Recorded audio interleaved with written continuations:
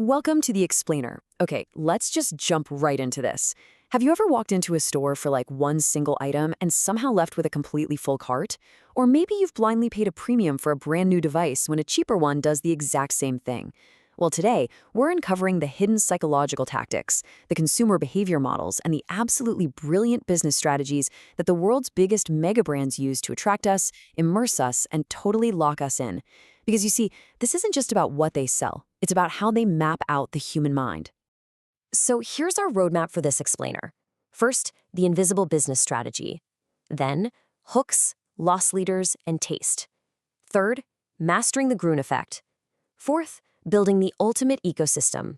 And finally, monetizing our daily habits. We're going to follow a very specific psychological funnel here.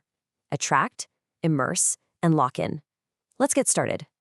All right, Section 1, hooks, loss leaders, and taste. We're starting with the attract phase. This is all about how physical, tangible things, like deliberately lost profits or engineered sensory perfection, capture our initial loyalty.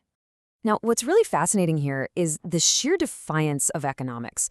I mean, since the pandemic alone, overall consumer prices have shot up about 20%. If it actually kept pace with inflation, this famous combo would cost nearly $4.50 today, yet it has proudly sat at $1.50 since 1985. Why on earth would a massive corporation willfully ignore decades of inflation and just take a huge hit on their margins? Well, the answer comes down to this absolutely hilarious and honestly kind of intense quote from Costco's co-founder Jim Sinegal. He famously told the company's former CEO, "If you raise the effing hot dog, I will kill you. Figure it out." And he wasn't joking. This right here is the ultimate example of a loss leader strategy. Costco is totally willing to hemorrhage money on this one item because that 150 combo creates fierce customer loyalty. It subtly reminds shoppers of what the brand stands for before they even start filling their carts. Just to put that into perspective, Costco sold over 130 million hot dogs last year. That is $195 million worth of combos. So how do they actually figure it out, like the founder demanded? They offset this deliberate loss entirely through their core business model, which is paid memberships. Plus, they relentlessly cut costs behind the scenes in the food court, like switching to slightly cheaper 20-ounce fountain drinks and eventually just bringing production totally in-house to make their own Kirkland signature meat. The hot dog? It's just the bait. And hey, speaking of sensory bait, we have to talk about McDonald's. Ever notice how their Coke just tastes better? It's actually not in your head. It's meticulously engineered food science. First off, they pre-chill the water and the syrup so it holds carbonation perfectly. They filter out chlorine and iron to remove any weird off flavors. They store it all in stainless steel tanks instead of plastic bags to prevent degradation. They purposely over-index the syrup ratio because they know your ice is going to melt. And finally, they give you a slightly wider straw so more liquid hits your taste buds all at once. This isn't just a drink, guys. It's a sensory anchor designed to pull you right back into that drive-thru. Section 2. Mastering the Gruen effect. Okay, so taste and loss leaders get us through the door. But what happens once we are actually inside? Let's move to phase 2. Immerse, using the ultimate masterclass in physical retail psychology. IKEA. If you have ever felt completely lost in an IKEA, congratulations. You've experienced the Gruen effect.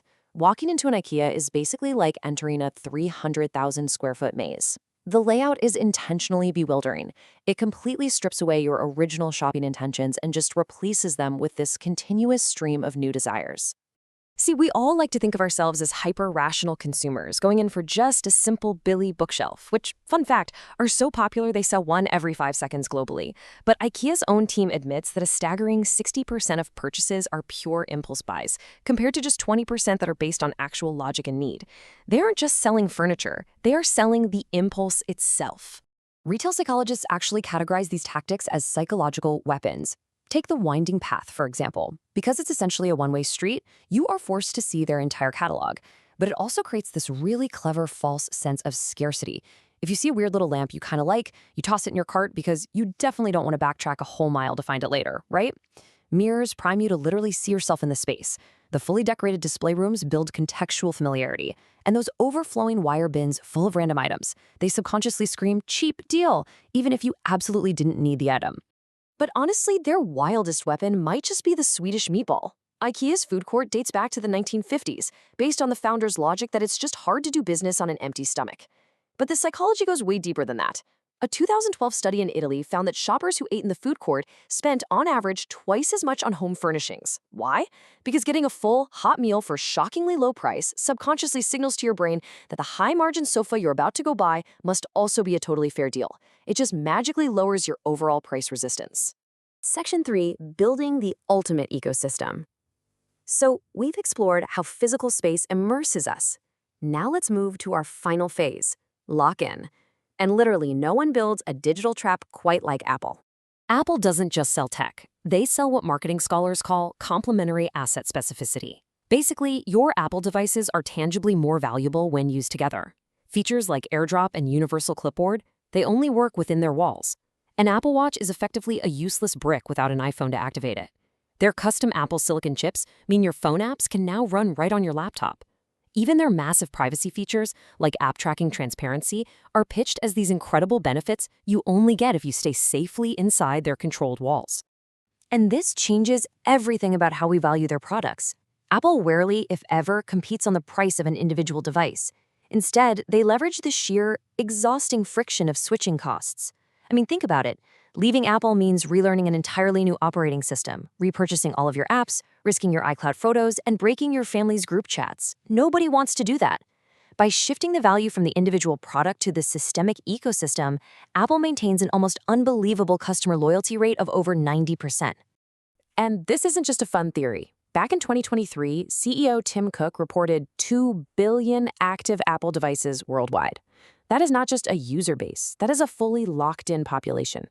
This kind of massive scale completely justifies their premium pricing strategy because they aren't really selling you a phone anymore. They're selling you continued citizenship in their ecosystem. Section 4, Monetizing Our Daily Habits. Let's look at one final, super powerful application of this lock-in phase. How do mega brands turn our basic human psychology and everyday habits into completely predictable subscription revenue? Welcome to the subscription trap.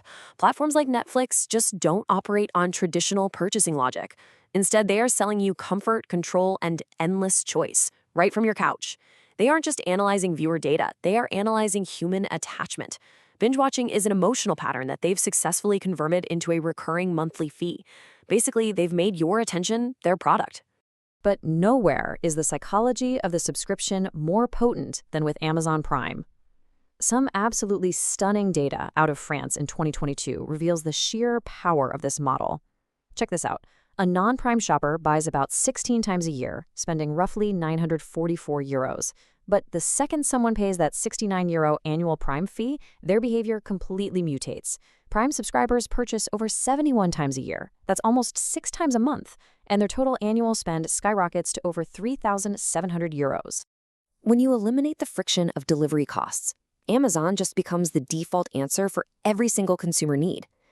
Non-subscribers do about 6% of their online shopping on Amazon, but Prime members, a massive 46%. By giving you so-called free shipping and tossing in some movies on the side, Amazon ensures that the Prime membership feels like a financial no-brainer. It effectively locks you in and monopolizes almost half of your total purchasing power. So from the exact calculated width of a McDonald's straw, to the winding maze of an IKEA, to the invisible digital walls of Apple and Amazon, these companies aren't just selling products. They are mastering human behavior. So I'll leave you with this to think about the next time you tap Buy Now or grab a $1.50 hot dog. If our environment, our digital ecosystem, and our daily habits are being this heavily engineered, who is really in control of your wallet? Thanks so much for joining me on The Explainer. Keep questioning the world around you, and I will see you next time.